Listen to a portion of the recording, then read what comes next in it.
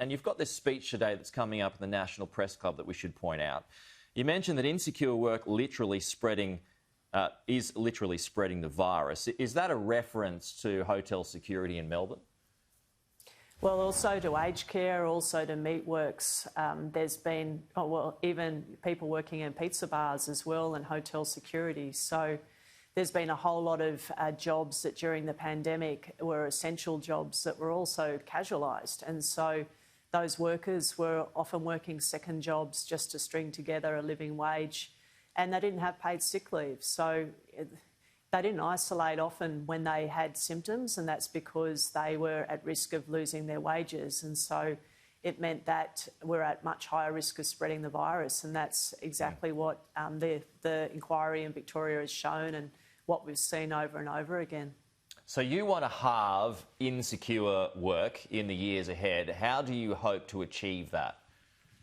Well, first of all, by working together with employers and with governments. We can see that some governments are already taking measures, and I know some employers too have said that they think, well, perhaps insecure work, casual work's gone too far.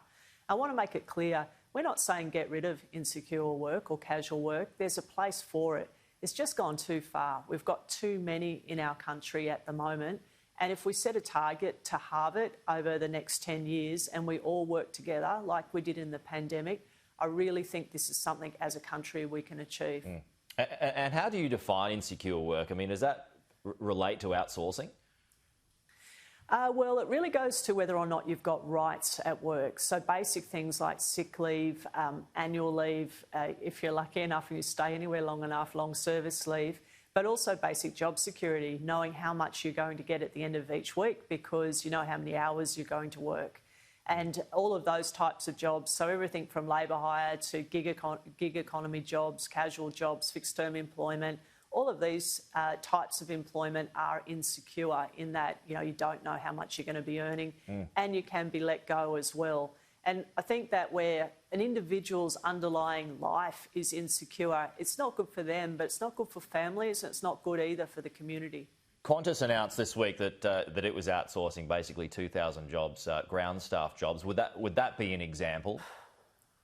Well, it is, because they're outsourcing those jobs to companies that, by and large, I know a fair bit about them, they'll be paying the minimum wage and quite often they'll be employing people as casuals or they'll be employing them for just a low amount of hours each day and they'll just flex them up and down. So you don't really know how many hours you'll work that week. So these are cost-saving measures that companies undertake. And the cost is also a cost that then is borne by individuals, their families and the communities. You think about Qantas, for example, whole generations of Australians have grown up in Qantas families where, you know, ordinary people like cleaners on Qantas planes, baggage handlers, were able to go up, buy a house, support their family and pass on to their kids something better. The jobs that are going to be created are going to be much worse than that, and I just think we can aim for much better in our country. But, I mean, Qantas had to do that for financial reasons, though, like so many businesses in Australia at the moment that need to get themselves back on their feet again. Wouldn't the issue with what you're proposing be a disincentive for business? I'd sort of question that. I think that Qantas is a good example of just finding all the different ways that they can lower their cost base and maximise their profits. They're saying at the moment they're in this situation, but they were already outsourcing jobs beforehand. This has been a thing that's been happening really under the current CEO for a while. And wherever you have some companies can do something, they will do it. If, you know, in the end, they've got a return for their shareholders. So, you know, it's like, you know, just finding new ways of cutting pay and jobs. And we've just got to step back from that issue of short-term profits for companies and say, well, OK, well, what about us as a country? What about us as a society? The pandemic's shown us that where 1 in 3 people don't have sick leave, like just how devastating that is, like in the middle of a pandemic. Yeah. Next week, the government's going to be introducing its wide-ranging IR reforms. One priority area is allowing companies to strike pay and conditions deals spanning the construction period of a major project. What would be your response to that?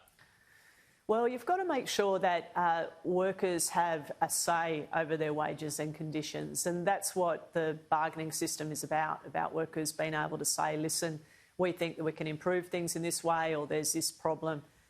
We haven't seen the legislation yet, but I do know employers have been arguing effectively that tradies who work on these big projects should have no say. They should be locked into a set of wages and conditions the whole time they work somewhere.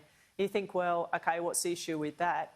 Well, these big sites are mainly FIFO workers, and what we've seen at those sites is really serious problems to do with mental health. There's been a lot of suicides on these sites, and it really comes down to basic things like rosters and accommodation. And if workers are locked into conditions they had no say over and they've got no ability to renegotiate the whole time they're there, I think it's a recipe for not good working conditions for those workers. I don't think that that is a right that should be taken off them.